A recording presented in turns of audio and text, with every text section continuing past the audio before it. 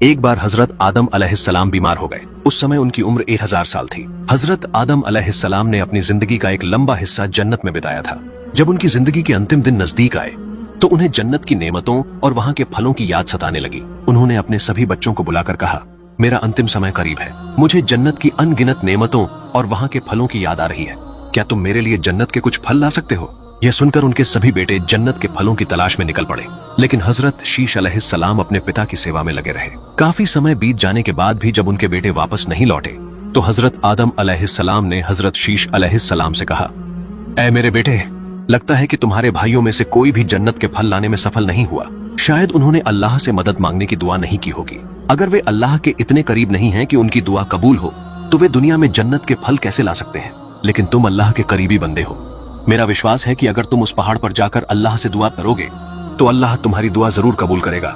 हजरत शीश अलैहिस्सलाम ने जवाब दिया, अब्बा जान, आप दुनिया के पहले रसूल हैं। अल्लाह रब्बुल आलमीन ने आपको अपने हाथों से बनाया है। अगर आप अल्लाह से दुआ करेंगे तो वह तुरंत आपकी ख्वाहिश पूरी करेंगे।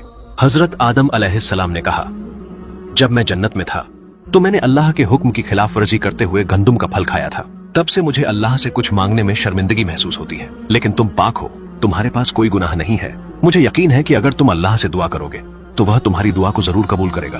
अपने पिता की बात मानकर हजरत शीश अलैहिस्सलाम उस पहाड़ पर गए जो उनके पिता ने बताया था। वहां पहुंचकर उन्होंने अल्लाह रब्बुल आलमीन के सामने हाथ उठाकर दुआ की, ऐ मेरे मालिक, आपके नबी आदम अलैहिस्सलाम ने जन्नत में आपकी नेमतों का आनंद लिया। अब उनकी जिंदगी के आखिरी पल हैं। वह जन्नत के फलों की ख्वाहिश रखते हैं। ऐ मेरे परवरदिगार, अगर आप मेरी इस गुजारिश को पूरा कर दें तो मैं हमेशा आपका शुक्रगुजार रहूंगा। हजरत शीश अलैहिस्सलाम की दुआ सुनकर अल्लाह रब्बुल आलमीन ने जिब्राइल अलैहिस्सलाम को हुक्म दिया, ऐ जिब्राइल, मेरे नबी शीश अपने पिता आदम के लिए जन्नत के फलों की फरमाइश कर रहे हैं। जन्नत के सबसे बेहतरीन फलों को सुनहरे पिंजरे में भर दो। उसे जड़ीदार ढक्कन से ढककर जन्नत की सबसे खूबसूरत हूर के सिर पर रखकर शीश के पास भेजो। अल्लाह के हुक्म पर अमल करते हुए जिब्राइल अलैहिस्सलाम ने जन्नत के फलों को सुनहरे पिंजरे में रखा और उस पिंजरे को एक खूबसूरत जन्नती हूर के सिर पर रखा। फिर वह हूर के साथ उस पहाड़ पर उतरे जहां हजरत शीश अलैहिस्सलाम अल्लाह से दुआ कर रहे थे। हजरत शीश अलैहिस्सलाम ने जन्नती हूर से पिंजरा लिया और उसे लेकर अपने पिता हजरत आदम अलैहिस्सलाम के पास पहुंचे। हजरत आदम अलैहिस्सलाम ने जन्नत के फलों को देखकर अल्लाह का शुक्र अदा किया और फलों का आनंद लिया। इसके बाद हजरत आदम अलैहिस्सलाम ने उस जन्नती हूर का निकाह हजरत शीश अलैहिस्सलाम के साथ करवा दिया। लेकिन फिर उन्होंने उस हूर से कहा, ऐ मेरी बेटी, तुम जन्नत की हूर हो। यह दुनिया तुम्हारे रहने की जगह नहीं है। जन्नत में तुम्हारा मिलन शीश के साथ होगा। अब तुम वापस जन्नत लौट जाओ। हजरत आदम अलैहिस्सलाम की बात सुनकर वह हूर सलाम करके वापस जन्नत लौट गई। कुछ समय बाद हजरत आदम अलैहिस्सलाम ने हजरत शीश अलैहिस्सलाम को बुलाकर कहा, ऐ मेरे बेटे, मेरा अंतिम समय नजदीक है। सभी भाइयों को इकट्ठा करो ताकि मैं उन्हें अपनी आखिरी वसीयत और नसीहत कर सकूं। हजरत शीश अलैहिस्सलाम ने अपने पिता के हुक्म का पालन करते हुए अपने सभी भाइयों को इकट्ठा किया। बस सभी बच्चे इकट्ठा हो गए तो हजरत आदम अलैहिस्सलाम ने कहा, ऐ मेरे बच्चों, मेरा अंतिम समय करीब है। मैंने अपनी जिंदगी अल्लाह के पैगाम को तुम्हारे तक पहुंचाने में बिताई है। मेरी आखिरी नसीहत यह है, हमेशा अल्लाह की इबादत करो और उसके साथ किसी को भी शरीक मत करो। आपस में एकता बनाए रखो और हर समस्या का हल आपसी सलाह से करो। झगड़ों और लड़ाई झगड़ों से दूर रहो। अपने भाई हजरत शीश की बात मानो क्योंकि वह अल्लाह के नबी हैं। उनकी राह पर चलोगे तो हमेशा सही रास्ते पर रहोगे। फिर उन्होंने हजरत शीश अलैहिस्सलाम को अपनी जिम्मेदारी सौंपते हुए कहा, मैं तुम्हें अपना उत्तराधिकारी नियुक्त कर रहा हूँ। तुम्हें अपनी नस्ल को इब्लीस के फितने से बचाना है। अल्लाह की इबादत करते रहना और दूसरों को सही रास्ता दिखाना। यह दुनिया परीक्षा की जगह है, हमेशा के लिए रहने का स्थान नहीं। मैं अल्लाह से दुआ करता हूँ कि वह तुम्हें और तुम्हारी नस्ल को सही राह पर बनाए रखे। हजरत आदम अलैहिस्सलाम ने अपने बेटों से कहा, मुझे उम्मीद है कि तुम लोग सच्चे रास्ते पर रहोगे। याद रखो, मैं अपने बाद हजरत शीश को अपने स्थान पर उत्तराधिकारी के रूप में नियुक्त कर रहा हूं। इसके बाद तुम सभी शिक्षा के ही, तालीम और जिंदगी के हर मामले में परामर्श उन्हीं से लेना।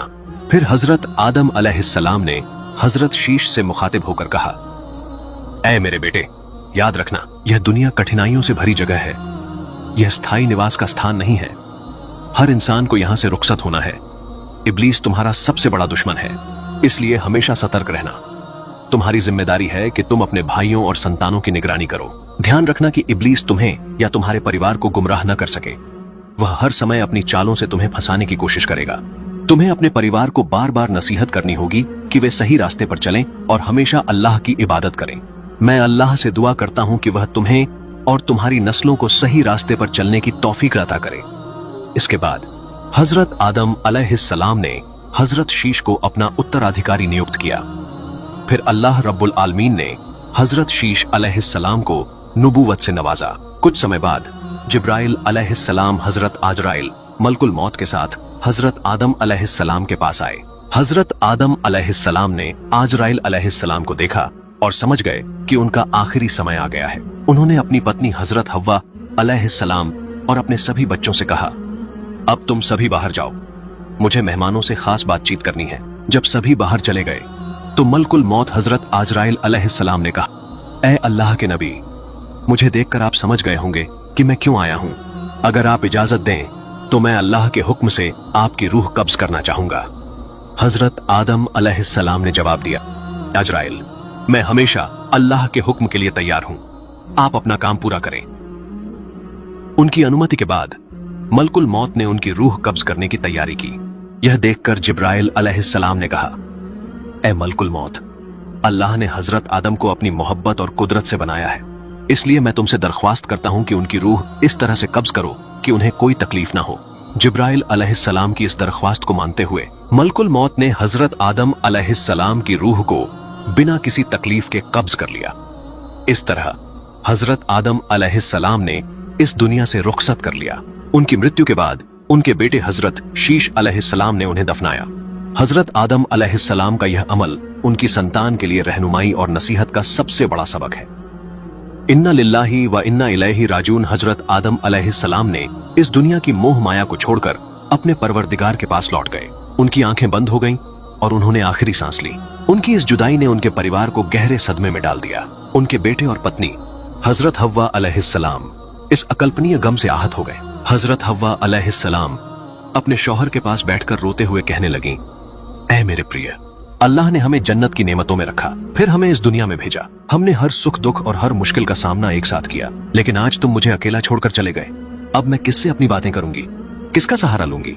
उनकी मृत्यु के बाद उनके बेटे यह तय नहीं कर पा रहे थे कि हजरत आदम अलैहिस्सलाम को कैसे दफनाएं। उन्होंने पहले कभी किसी इंसान को दफनाते नहीं देखा था। इस समस्या को हल करने के लिए अल्लाह रब्बुल आलमीन ने जिब्राइल अलैहिस्सलाम को भेजा। जिब्राइल अलैहिस्सलाम ने हजरत शीश अलैहिस्सलाम को दफन कफन का सही तरीका सिखाया। उनके मार्गदर्शन के अनुसार हजरत आदम अलैहिस्सलाम को सरण द्वीप के एक पहाड़ पर दफनाया गया। हजरत आदम अलैहिस्सलाम की मृत्यु के बाद हजरत हव्वा अलैहिस्सलाम गहरे शोक में डूब गईं। उनकी मृत्यु 1 साल बाद हुई। उन्हें भी हजरत आदम अलैहिस्सलाम की कब्र के पास ही दफन किया गया। प्रिय दर्शकों, यह कहानी हमारे पहले पिता और माता हजरत आदम